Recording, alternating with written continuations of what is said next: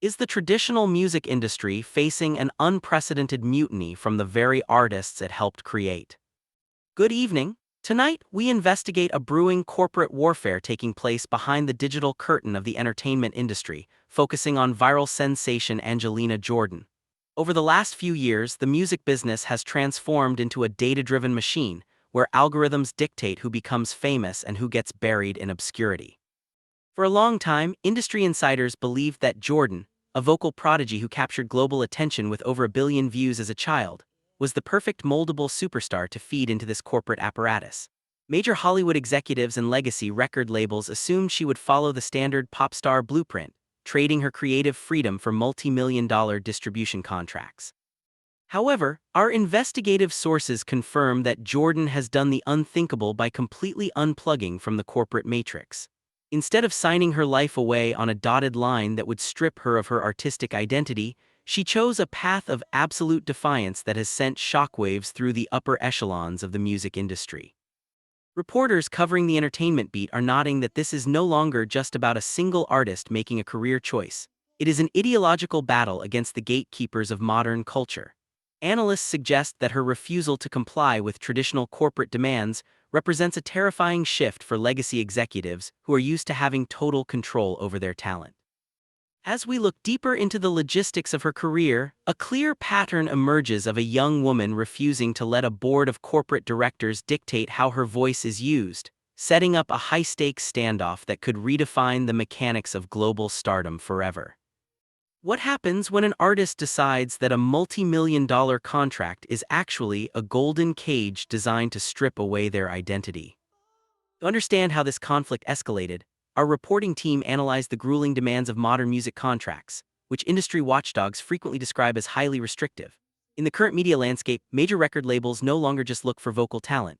They demand full-time content creators who are willing to turn their private lives into constant digital fodder to satisfy the shifting whims of social media algorithms.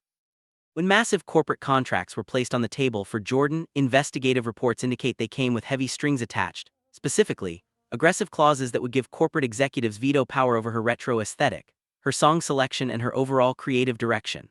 For many young talents, these contracts are impossible to refuse, but sources close to Jordan's team reveal that she recognized the inherent dangers of this digital blueprint trap. By walking away from major corporate backing, she effectively declared war on a system that treats artistic expression as nothing more than a metric for data collection and ad revenue. This bold rejection has forced industry analysts to re-examine the power balance between independent creators and legacy media corporations. Our news desk has reached out to several industry experts who state that the traditional major label framework is panicking, because they cannot control an artist who refuses to value short-term financial windfalls over long-term creative sovereignty.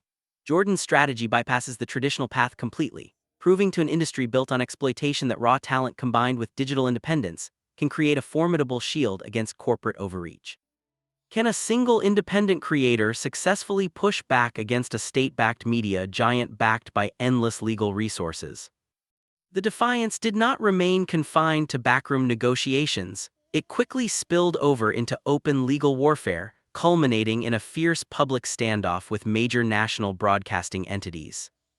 According to legal documents and public broadcasting records, intense dispute erupted between Jordan's management and the Norwegian state broadcasting giant, NRK, involving a financial disagreement valued at roughly $11,000 regarding early performance rights and media catalog distribution. While the financial sum might seem minor to a massive media conglomerate, legal experts reporting on the matter emphasize that the underlying principle was monumental. Corporate gatekeepers frequently use prolonged, expensive legal battles to drain the resources of independent creators, assuming that a teenage artist would naturally buckle under the immense pressure of endless litigation and corporate intimidation.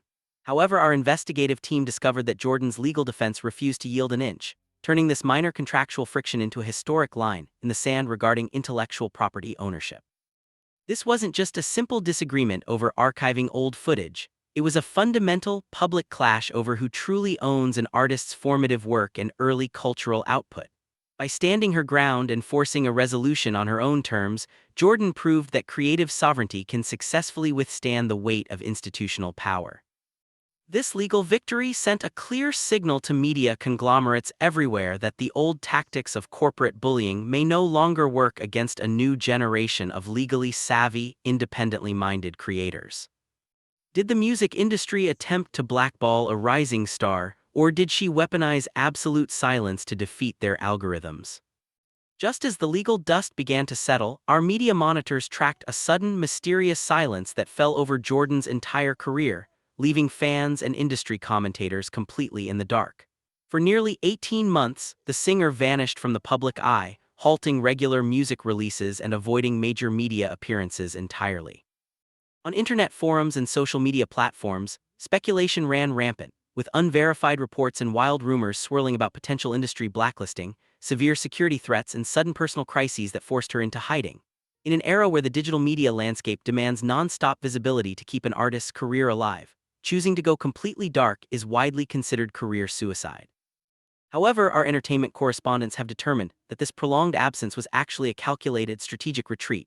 Rather than burning out under the exhausting demands of the digital matrix, Jordan used this quiet exile to secretly regroup, heal, and completely redesign her business operations away from prying eyes. It became an unprecedented masterclass in using scarcity as a weapon against a media industry that thrives on overexposure and constant data tracking. By refusing to feed the content loop, she drove her demand higher, turning her silence into a powerful tool of anticipation. While legacy executives assumed her absence would cause the public to forget her, the exact opposite occurred, setting the stage for a dramatic reemergence that would catch the entire entertainment world off guard. Why would a viral phenomenon completely ban smartphones from her biggest live performances, defying the laws of modern internet marketing? When Jordan finally reemerged to claim her space on the global stage, she chose the high-profile arenas of Las Vegas to execute her most controversial and disruptive business move yet. At her highly anticipated residency at the Westgate Resort, concertgoers arriving at the venue were met not with the usual encouragement to share their experiences online, but with an absolute, strictly enforced media blackout. Our reporters on the ground confirmed that all smartphones, live streaming devices, and digital recording equipment were strictly prohibited inside the theater. In a modern entertainment landscape where tech companies and social media giants rely entirely on free user-generated concert footage to fuel their platforms and keep users hooked, this policy was a direct assault on the digital status quo.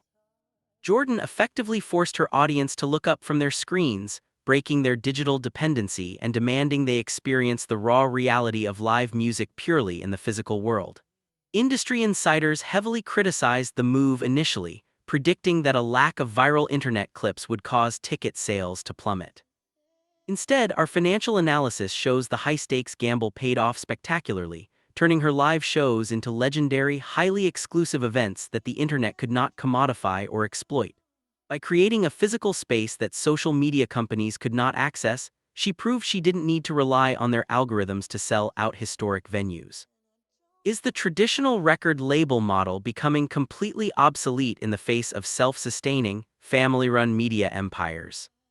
Instead of relying on multi-million-dollar corporate bankrolls to fund her new music, our financial reporters have confirmed that Jordan has quietly constructed her own independent media fortress from the ground up.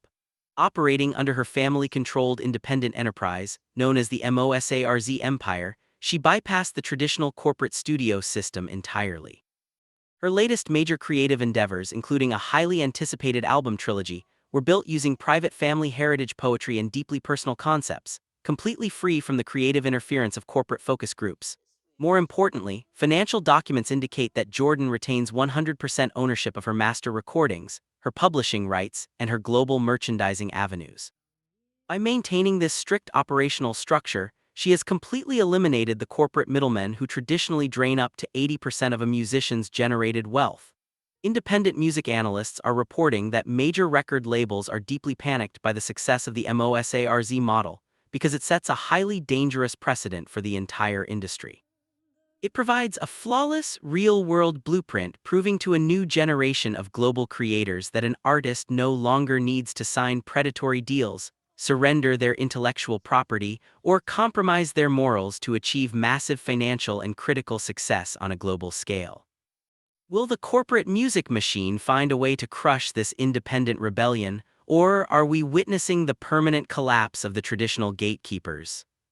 In conclusion, our investigation reveals that the traditional, carefully manufactured image of the helpless child prodigy is officially gone, replaced by a sovereign corporate powerhouse who has successfully rewritten the rules of the global entertainment industry.